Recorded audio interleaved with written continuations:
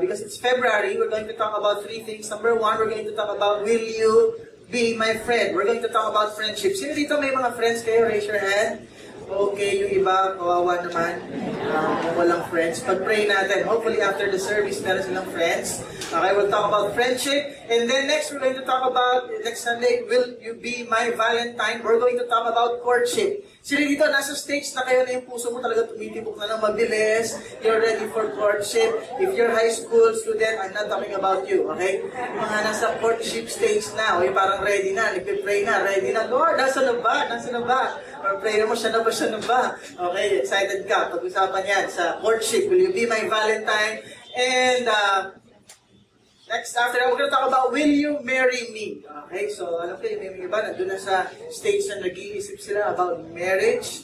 Okay, alam ko may mga parents, nag-isipan na nila yung mga anak nila, no? 5 years old pa lang, Lord, sino ko mapapakasawa nito? Okay, but at least for those of us who are on that stage, and for those of us who are already married, okay, maganda rin mapag-usapan to. Okay, will you marry me? Everybody excited for the word? Yes. Okay. Sobrang excited ako. Pwede daw nakakape para ako na hyper. Okay, but turn your Bibles, Ecclesiastes chapter 4. We are going to read verse 7 to 12. Okay, nasa gitna po yan ang Bible natin. Psalms, Proverbs, and Ecclesiastes. And can I invite everyone to please stand in respect to the reading of God's Word? At kung meron tayong NIV Bible or reading from the screen behind me, sabay-sabay po tayo beginning with verse 7 all the way to verse 12. It says here, again, I saw something meaningless under the sun. There was a man all alone. He had neither son nor brother. There was no end to his toil, yet his eyes were not content with his wealth. For whom am I toiling, he asked, and why am I depriving myself of enjoyment? These two is meaningless, a miserable business. Two are better than one, because they have a good return for their work. If one falls down, his friend can help him up. But pity the man who falls and has no one to help him up. Also, if two lie down together, they will keep warm. But how can one keep warm alone? Though one may be overpowered, two can defend themselves. A cord of 3 strands is not quickly broken. Let's pray. Lord, thank you for your word. I pray, Lord, that you would speak to each and every one of us, that we may learn to see relationships the way you see them, that may we learn to enjoy the relationships that you are bringing along our way, whether it's through friendship, or courtship, or marriage. Lord, we commit to you this time. Bless the preaching of your word. In Jesus' name we pray. Amen. Amen. You may take your seats. Will you be my friend? Can you look at your seatmate? Tanungin nyo nga, will you be my friend? Di ba, parang, will you be my friend? O parang nahihiya. Parang, yung tingnan eh. Tatanong pero ayaw tingnan. Parang excited sa, will you be my Valentine? Next week pa yun. Okay, look at your other seatmate. Sabihin mo, okay, look them in the eye. Will you be my friend? Yung iba, tinitingnan, pero tagos-tagos dito sa noo na lang. Hindi makatingin sa mata. Okay, will you be my friend? I'm sure you're all familiar that on Facebook, you practically get friend requests almost regularly. Tama ba? Meron tayong natatanggap ng mga friend requests. And I get that also. Meron din akong Facebook account. And sometimes you get to see some friends. High school friends. Wala pa namang elementary. Okay? High school, college, and siguro mga previous work involvement. And may mga friend requests. And from time to time, you have friend requests from people na hindi mo ma-recognize. Sino ba to? Accept, okay, confirm as a friend, or ignore. Diba? Parang sakit naman mag-ignore. So, titignan mo muna, bakit ba siya nag-invite sa'yo to become a friend? Usually, titignan mo dyan yung meron kayong mga mutual friends. Okay? Kasi minsan yung mga high school friends, hindi mo na makilala eh. Dati kasi sobrang gaganda nila, tapos titignan mo yung mukha ngayon. Mas may ba ito?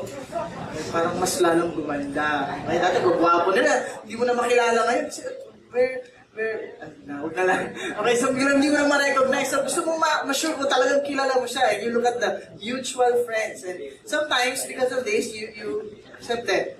Now, to be honest, this is a confession. May mga friend request ako sometimes na hindi ko talaga ma-recognize. Kahit na tinignan ko yung mutual friends. But I still accept them anyway. Pero I'm hoping sana hindi kami magkita. Pastor, kamusta ka na?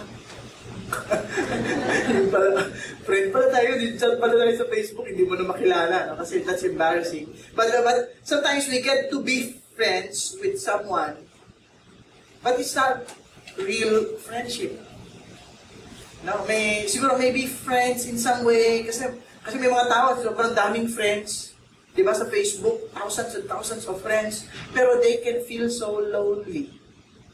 Diba, may sabihin tayo, do not judge a person by his face, do not judge a book by its cover, and do not judge a person by his Facebook cover. Kasi kahit na maraming friends dyan, parang, people can live in such a social network site, and yet still something is happening that no one might know. Kaya nagugulan tayo pag may mga taong bigla na lang may ginagawang masama, sinasaktan yung sarili nila, sinasaktan yung iba. Tapos tanongin mo yung mga taong pinakamalapit sa kanila, we have no clue. Hindi namin alam, ganito pala pinagdadaanan niya. Hindi namin alam na he's about to do this or that. People can be so into socially networked, but yet they don't have real friendships. No real relationships. Kaya maganda maintindihan natin, ano ba talaga ibig sabihin ng friendship in the Bible? How can we have real friends? And we're all designed for relationships. We're all designed for significant human relationships. God created us that way. When God created man, siya mismo yung nagsabi, it is not good for man to be alone. So God created from Adam's side, sa rib niya, a woman, and it became the start of a family. But we all know that something happened in that relationship. Nasira yung relationship nila with God, nasira yung relationship nila pag-asawa, and then one relationship after another, one family after another, yung mga magkapatid, di ba, nagpapatayan, and now we're trying to look for significant human relationships. And meron tayong mga gadgets, meron tayong mga gamits supposed to be to improve communication and connection with others, and yet, we are in a generation that is so desperate and hungry and longing for significant human relationships. Hindi tayo marunong pagdating sa relationship. Sa computer, sa gadget, madali. Kasi pag ayaw mo nang kausapin, off. Di ba dati sa cellphone? Sorry, malabo signal. Okay, okay, yan. Sorry, humina yung internet or nag-brown out. It's so easy to cut relationships right away. Computer lang naman kaharap mo. Di ba? But life involves relationships. And kung nagpe-prepare nga tayo for ilang years just for college, just for our career, di ba? When it comes to relationships like family or marriage, wala sa atin nagpe-prepare for that. We usually learn it from experience. Ito yung nakita ko kay Papa, kay Mama, ito yung nakita ko kay Lolo, ay Lola, and we have a tendency to repeat the same mistakes over and over again. Kaya maganda tingnan from the Bible, things that we can learn about relationship. Because God created us for relationships. Hindi lang with Him, but with one another. And in the passage that we read, we'll be looking at the book of Ecclesiastes. And this is written by King Solomon, reputed to be the most, the wisest person of his generation. And when God asked him what he wanted, he asked for wisdom. And because of that, God granted him wealth, honor, fame. Tapos ang dami, no? When it comes to relationship, grabe rin siya. Ang dami niyang relationships. Hindi nga lang okay lahat. Kasi meron siyang 700 plus wives, 300 plus concubines. Tapos ang dami niyang mga anak. Di ba? May anak sa loob, may anak sa labas. Away-away, nahati yung kingdom after him. But yet, he is writing this book, Ecclesiastes, which means meaningless. And yun yung unang sinabi natin, meaningless after meaningless. Kasi sinasabi niya, ang dami kong nakita from experience, sana hindi nyo na maulit. Sana hindi nyo na maranasan. Ang daming mga meaningless things under the sun. Things that are meaningless. And isa sa binanggit niya, yung isang tao dito in chapter 4 na ang yaman-yaman naman niya, wala namang son or brother to share it with. Wala namang relationships. Napaka-meaningless. It's a miserable business. And whatever seasons of life we are in, kasi syempre yung buhay natin, ano din yan, parang pag-asa yan, weather lang. Okay, whatever seasons, sometimes yung relationships mo may season din. Season of friendship, hopefully, eventually, yung iba sa atin, from friendship, gusto natin, tatanong na tayo, tama ba? Courtship na ba? And tumawag sa akin the other day, from Manila pa, Pastor, pwede ba magtanong, paano ba mag-lay down ng intention sa isang girl? Ito namin nag-usap sa phone, seryoso talaga to. Okay, tapos from courtship to marriage, and I believe this is something that will benefit all of us because all of us are longing for relationships. And whatever season of life, I think it's good for us to look at this, especially when you look at friendship. Sa Bible, pag sinabing friend, there are several words that are associated with the word that we know as friend. One is, it means one who loves. Okay? One who loves. Associated din yung word na companion or comrade. Okay, someone who is with you. Someone who is joining you in life. Comrade, someone who is fighting battles with you. Okay, yan ang mga gandang words for a friend. It can also mean a neighbor. Okay, sino ito may neighbor? Oh, wala kayong neighbor? Pag-try natin kayong lahat. Okay, kasi parang kawawa naman, wala nang friend, wala pang neighbor. Okay, another, some sets of words. Brother, sister, mother, or child. Sino dito, you have a brother? You have a sister, you have a mother, okay, you have a child. Okay, but it can also mean a term for a fellow believer. Pwedeng hindi mo siya kadugo, pero parang mo na rin siyang kapamilya, kapuso, kapatid, at lahat-lahat na. Okay, parang extended family, that's what you call a friend. And if you look at the Bible, merong 3 components of friendship which I think is worth noting. Number 1 is, friend, you can be a friend by association. Kasi associated kayo. Di ba parang nakita ka, magkasama kayo, nag-usap one time, sabi nila, friends kayo noon. Actually, first time pa lang nag-meet, pero friend na. O nagkasama kayo sa isang organization, friends kayo noon. By association.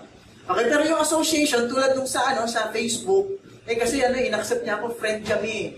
Association, napakababaw na relationship lang yon. Association. Sino dito may best friend kayo? Raise your hand. May best friend kayo. Tanong, yung best friend nyo ba, best friend din kayo? Okay? Kasi baka mamaya associated lang tayo sa kanila, sila naman ayaw makipag-associate sa atin. Diba? The real friendship has something deeper, and that includes loyalty. So kung meron kang friend na hindi lang related kayo by association, related din kayo by loyalty. In other words, ito yung tipong friend na, I will be with you through thick and thin. Kumapal ka man o pumayat, I will be with you through thick and thin. Okay, yun yung mga may loyalty. Okay? Pero hindi lang loyalty, but also affection. Kasi pwedeng loyal sa'yo, pero hindi naman kayo nag-i-enjoy na magkasama kayo palagi. Ikaw friend ko wala nang iba. Friend na tayo. Diba? Pero iba yung you enjoy, you love spending time with one another. And ito yung mga totoong friends, real friends na when you see each other, it's like time passes away so quickly.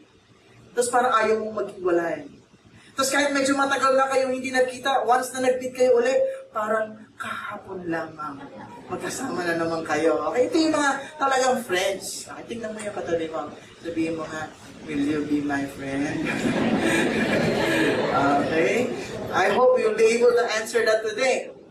Now, if there's one thing I want us to understand is this. God-glorifying relationships begin with godly friendships. Can you say that with me? God-glorifying relationships begin with godly friendship. Kung gusto natin God-glorifying relationship, God-glorifying marriage, God-glorifying boyfriend-girlfriend relationship, God-glorifying family, brother or sister, kasi pwede rin naman magpamilya ng mag-friends din. Marami akong narinig dyan, tinanong, who's your best friend? Sabi nila, my mom. Ako sabi, my dad. Diba? Pero kung wala na yung mga kamag-anak natin, sana may iba pa rin tayong friends. Okay, but it's a relationship that is not necessarily defined by family or what, pero relationship na alam mo na si God nandun, and it's a God-given relationship. God-glorifying relationships begin with godly friendships. And I hope matutunan natin to. Actually, foundation to for courtship and marriage. Kasi yung iba parang hirap pagka-friendship, just courtship. Gusto nila ligawan agad kasi nagustuhan, nakita lang, wow, ayun, love at first sight. So walang friends, ligaw ka agad. Tapos biglang, best foot forward. Tapos nagkatuluyan, kinasal. Pagkatapos ng honeymoon, sino ito natakasawa ko? Hindi ko kilala. Kasi hindi naging friends. Yung iba naman, ayaw ng friendship kasi baka may maging friendship zone na lang kami, forever friends. Iba naman yung gusto ko, di ba? And yung iba, pagkatapos ng courtship, pagka na-reject or na whatever, nasasayang yung friendship, parang wala na, parang hindi man lang magkakilala. Bago maging magkaibigan, kailangan marunong muna tayong magkaibigan. Friendship is the foundation of courtship. And yung courtship, hindi lang to message para sa mga nagliligaw. For those of us who are married, I hope we are not stopping courting our spouse. Amen? And if you're married to your spouse, I hope you can say that my spouse is my best friend ever. Hindi yung parang, asawa ko siya, teka mo, may problema ako, punta ko sa best friend mo. Di ba? Dapat kung meron tayong kauna-unahang affectionate with, loyal to, associated with, na hindi pwedeng mabiyak. It's our spouse, for those of us who are married. So it's a message for everyone. Married, wanting to get married, or don't want to get married. We need to know how to be a good friend, a godly friend, and how to have godly friendships. Amen? Okay, now, let's talk about benefits from having a friend from God. Alam ko na ilang bilyong tao sa buong mundo, 7 billion people, we can only be friends with some people. We can't be friends with all. Okay? Kahit na si Ann Curtis may 4 million followers, I don't think she's a friend of all those 4 million people. Diba? Pero hindi accidentally kung sino yung mga taong nakakasalamuha mo, nakikita mo, nakakausap mo almost regularly. May choice tayo kung sino gusto natin maging ka-close, sino yung gusto mo maging kaibigan, sino yung hindi. But I believe it's not an accident that we meet the people that we meet and we encounter the people that we encounter. So maganda, matutunan lang tayo to recognize if this is a friend from God. And how can you and I be a friend from God for that person? Number 1 benefit, more productivity. Binasa natin kanina, 2 are better than 1 because they have a good return for their work. One way to recognize a friend from God is that a friend from God brings out the best in you. They bring out the best in you. They don't make you worse. Hindi ka nila pinapasama. Gusto nila you become the best. They bring out the best in you. In fact, if you have a friend like this, you become better together. Because 2 is better than 1. And a good classic example of this, meron sa US yung horse pulling contest. Meron isang kabayo, tinest during 2007, ilang pounds ang kaya niyang i-pull.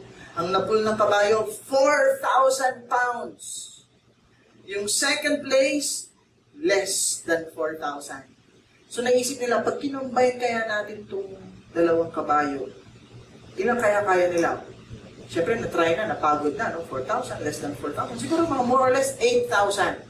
Nung pinagdugtong nila yung kabit nila yung dalawang kabayo, pagtakbo ng dalawang kabayo, they were able to pull not 8,000 pounds, but 24,000 pounds.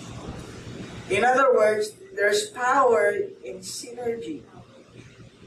Pag nagtutulungan, your weakness could be someone else's strength. Kaya pag nagsama kayo, yung weakness mo lumalakas. Yung strength mo mas lalong lumalakas. Eh mahirap kung ikaw nag-iisa. Paano ka lalakas? How can you be the best that God has called you to be? How can you accomplish the purpose and the destiny of God? You know, God wants you to be at your best, and you know how God is going to do it? He brings along people around you to help you be that kind of a person. Pero kung lonely tayo, kasi ayaw natin ng ibang tao, magulo. Magulo yung relationship. Ayoko niya. Relationship niya. Bahala na. Mag-isa na lang ako. Computer na lang ako or whatever. A virtual world na lang. Okay, you're on your own. Pag daratingan tayo, ano nangyayari sa buhay ko? Sabi mo, meaningless. Propose ka. Lonely. I'm Mr. Lonely. Yung mga older generation nakaka-relate dyan. So may younger generation siguro ang post nila, how did I get here alone? Tapos nag-aantay ka, walang maglalike. Tapos dahil walang nag-like, gumawa ka na ng another account, another pangalan, tapos nilike mo na lang yung sarili mo. Just to make you feel better. You will not be your best if you are not connected with the people that God wants you to connect with. Pero pagka meron kang ganong klaseng friends, you'll get better. Who are the people who are bringing out the best in you? Sana huwag nating kaligtaan yung relationship na yun. Habang tumatagal, dumadami yung mga kakilala natin. Sometimes it's so easy to be friends with everyone. Pero kung nakakalimutan mo yung important relationships in your life, you're not going to fulfill the call of God unless you connect with the people that God wants you to connect with. More productivity. The second, more protection. Sabi dito, if one falls down, his friend can help him up. But pity the man who falls and has no one to help him up. Okay, God is calling for us. It's so great. It's a great destiny. It's a great purpose. It's a great plan. And we can all reach it with God's help. And part of God's help is to surround you with men and women who can be that person. Hopefully, parents mo, kapatid mo, family mo, teachers mo, spiritual leaders mo. These are the people that God is putting in our lives so when we grow up, prepared tayo for the calling. And as great as it is, there are times that we stumble and fall. Real friends from God, they don't just bring out the best in you, they also bring support when you need it. They support you, they pick you up, they bring you up when you're down. I like the quote for friendship that I think that won a contest of niya, friends are those who remain with you when the world has left. Okay, in other words, they're still there. And of course, pag titignan mo, no, when you fall down, someone will pick you up, parang isipin natin, napaka-simple lang yan, kaya ko namang tumayong mag-isa. No, hindi yung mga friends parang, tinan mo, nadapa ko, buti naman sa'yo. No, real friend from God, sabi, hindi ka para dyan. Stand up. I'll help you. Pag ganito, mukhang madali lang, kaya mo, pero what if it's climbing a mountain? Eh kasi yung calling ni Lord, mataas. Di ba sinasabi natin, the higher you go, the higher you fall. And yung iba, dahil they're trying to reach success on their own, yung iba, natatapakan pa yung ibang relationship para lang maging successful. Tapos eto na, and now I'm falling, falling. Catch me if you can. Eh, walang friend. Walang nag-touch. Diba, pero yung mga real friends from God, you know what they do? They come to you. Even if you don't want them to. And they will say, when you're down, in trouble, and you need a helping hand, you just call out my name. Diba, ano yun? And you I come running to see you again. Winter, spring, summer, or fall. All you gotta do is call, and I'll be there. Yes, I will. You got a friend who Sino ito lang friend? Minsan mahal ito. Namumuglam na po laman ng tumutulong sa akin. Eh, wala nakakaalam sa nangyayari sa'yo. So, the enemy wants to isolate us too much. Because he knows that when you're alone, he can defeat you one-on-one. Kaya nga sabi sa Bible, we wrestle not against flesh and blood. Huwag mong labanan ng wrestling. Diba? Like a Roman soldier, we fight in ranks. Tabi-tabi tayo, tulong-tulong tayo. And they bring you up when you're down. They watch your back. Who are the people who are bringing you up when you're down? Sino yung mga totoong friends na pag may problema ka, in case of spiritual or whatever emergency, you can just call. Brother Good, may problema ako eh. Diba? Sister Rakas. Or friendship. Nasa na friendship. Diba? Sino yung mga taong ganun tawagan? Yung mga taong who brings out the best in you. And then, problema na yan. Okay na yan. Tara, tagay lang natin yan. And they bring out the worst in you again. Not those kind of people. But people who brings out the best in you, people who picks you up when you're down, hindi yung down ka na, sisipain ka pa, yan, buti nga sa'yo, at tingnan mo nangyari kay ganyan, tingnan mo si ganyan, chinismis ka pa and all. We need friends who are there to bring out the best in us, but also to bring us up when we're down. Protection. I hope you have friends like that. Hindi ba nag-isip na, meron na akong kailangan tawagan nga itong mamaya. Okay? Third, more passion. More passion. It says here, also, if two lie down together, they will keep warm. But how can one keep warm alone? Okay, when you are in this kind of a relationship, may warmth. Of course, warmth is a relationship. Passion, you can speak of passion. Of course, the imagery here is in the context of maybe having a relationship with someone intimately. Okay, parang si Bella, si Bella, talagang nanginginig-inig na sa lamig. Tapos bilang sabihin ni Jacob, warm-blooded animal. Tapos si Edward, cold-blooded. Sige, ikaw na lang magpainit sa kanya. Okay? It's in the context of that kind of a context. Pero paano yan? Ito, syempre, yung iba single, di ba? Or estudyante pa lang, lalo na pagka high school. High school pa lang, iba na yung hormones eh, di ba? Yung talagang excited na eh, no? Pag nakita, ay, si Mika, Gino, tsaka si John. Ano naman ng buhok? In love na, excited na, di ba? Or pagka, yung iba naman, pag nakita, ay, si Sergi, di ba? Romantic songs, na ganyan, parang nai-in-love ka agad. But, okay, it's not just that. Hindi lang siya relationship na romantic. Godly friends, they bring the fire of God in your life. Yung hindi ka nang lalamig. Kasi minsan on fire ka kay Lord. Kaya pagka totoong friend yan, hindi ka niya ilalayo kay Lord. Totoong friend yan, sasabihin niya sa'yo, unahin mo si God sa buhay mo. Kasi ikaw, unahin mo rin si Lord sa buhay mo. Kasi pag yung taong to, babaeng to, o lalaki to, nilalayo ka kay Lord, that's not from God. Parang yung coal, di ba? Burning coal.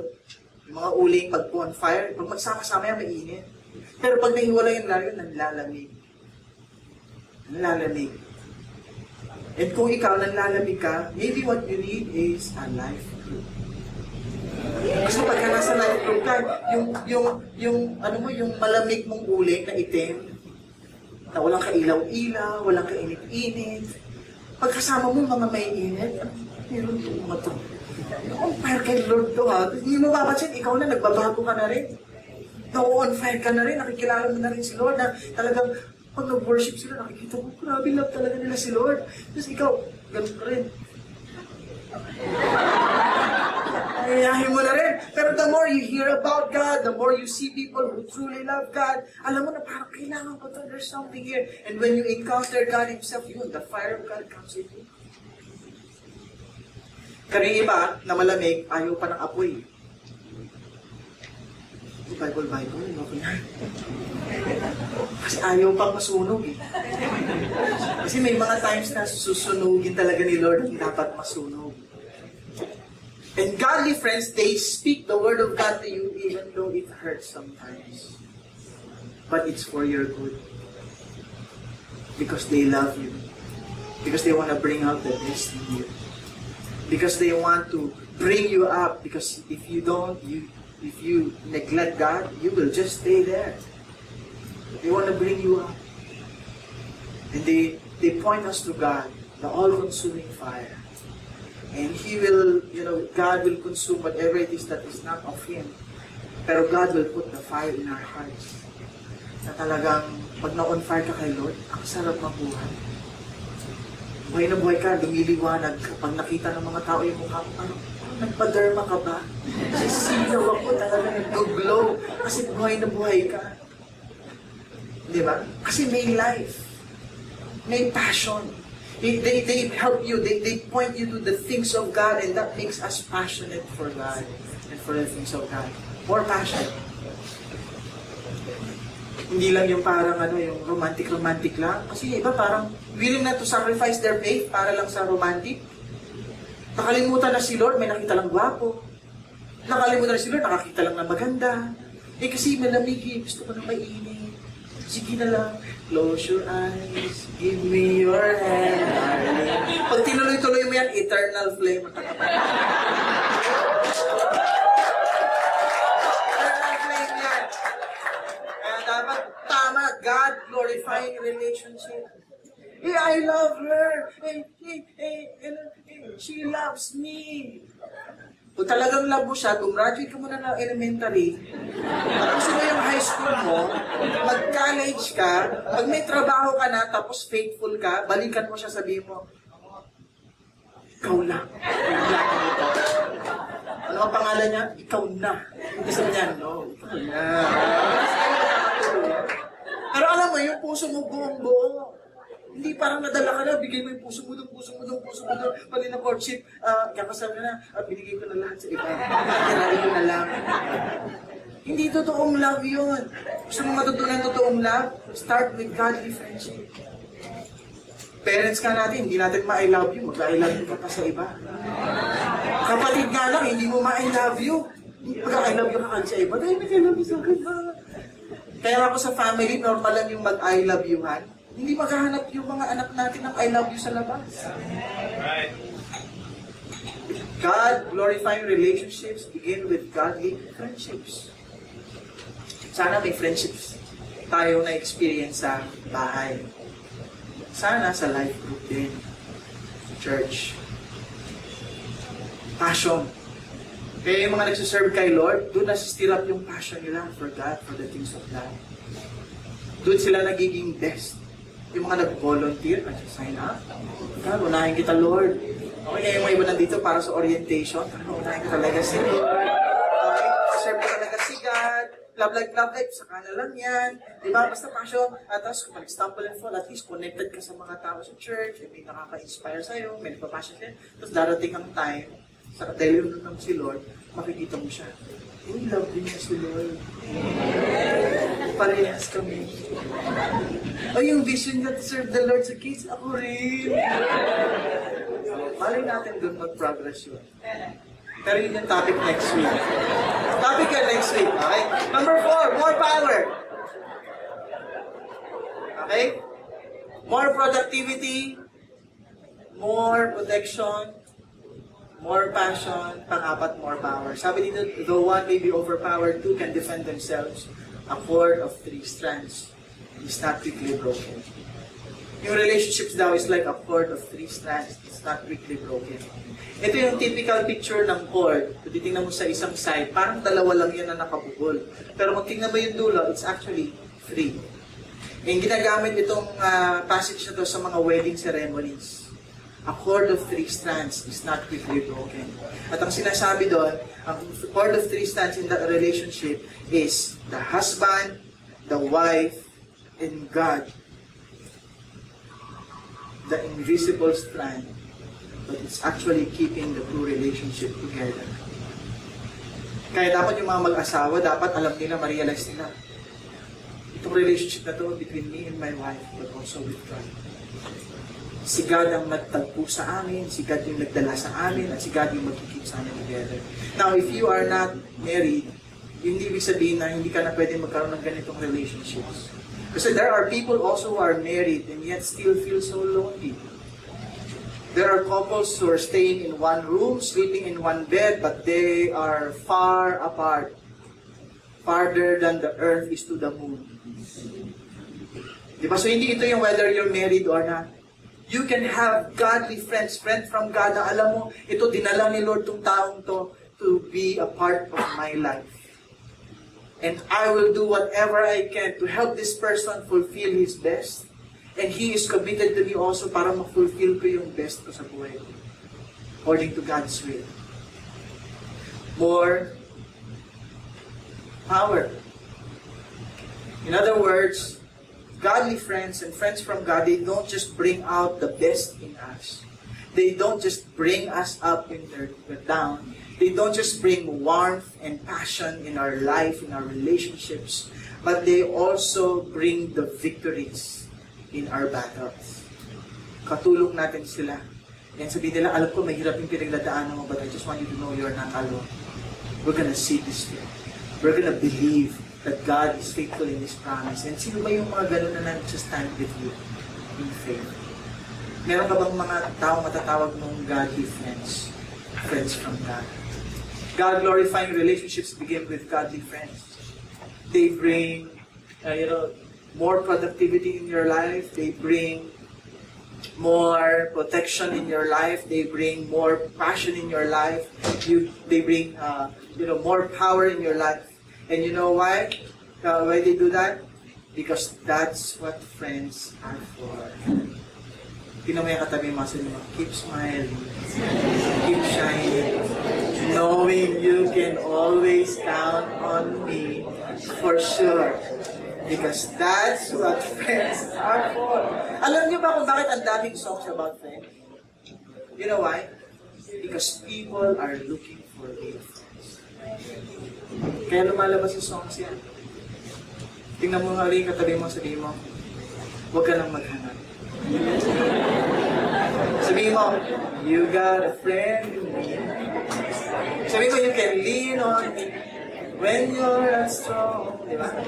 But you know what's more amazing for me about all this God-glorifying relationship begin with godly friendships? Meron isang Christian song that really struck me. I was a young Christian. Kanta to ni Michael W. Smith. Kinanta rin yata to ni Amy Grant. And the song is, friends are friends forever if the Lord's them.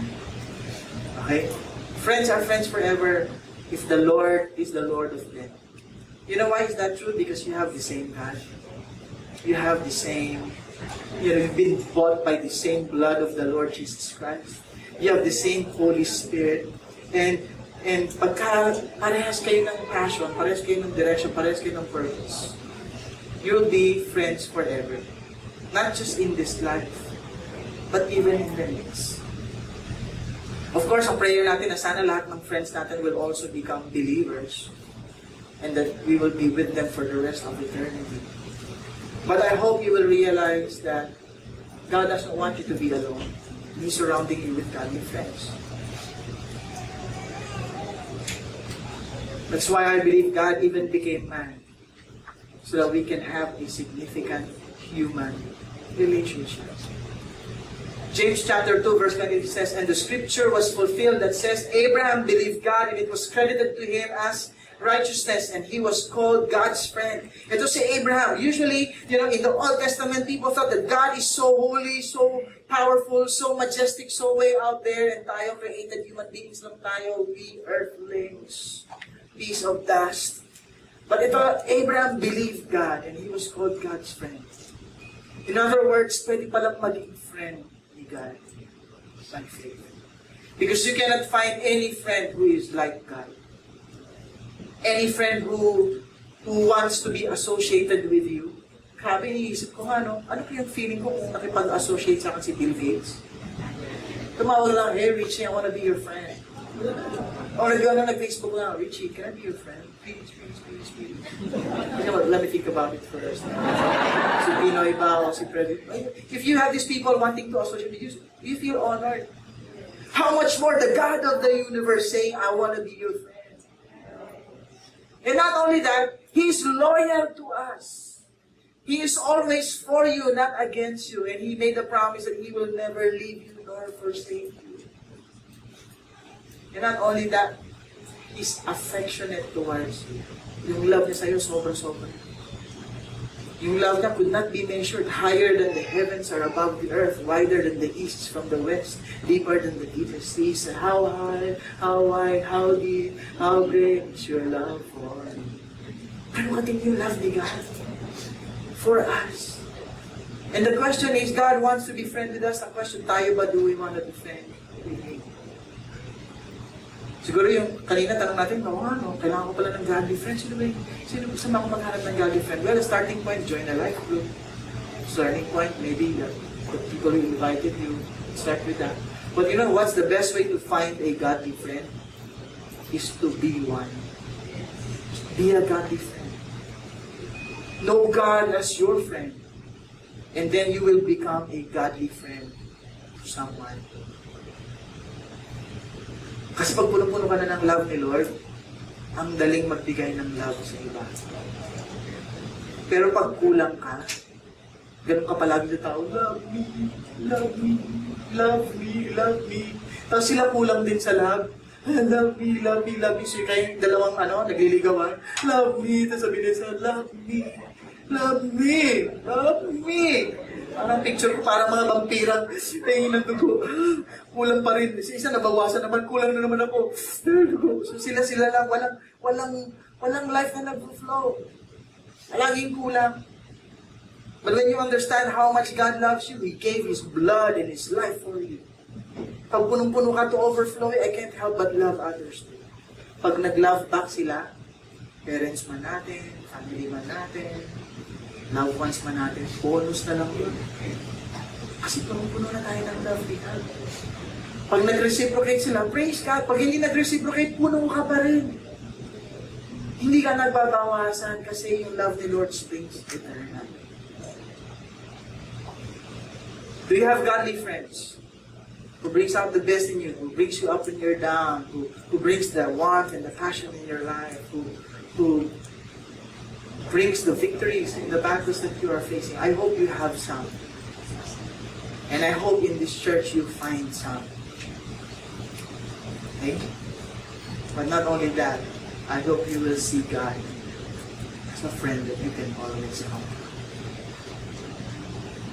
Will you be my friend? I know that's not just our question or our search for real friends. I believe it's also God's question for you. Will you be God's friend? And I hope you were able to say, God, I'm going to believe in you.